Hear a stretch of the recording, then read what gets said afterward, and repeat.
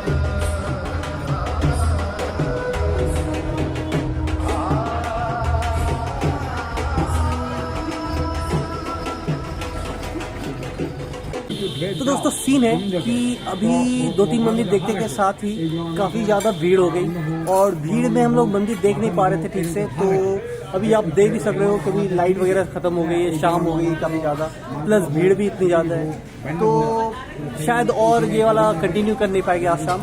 तो मैं भी अब जो अगला क्लिप आने वाला है वो मॉर्निंग की होने वाली है। और कितना ज़्यादा शोर मचाते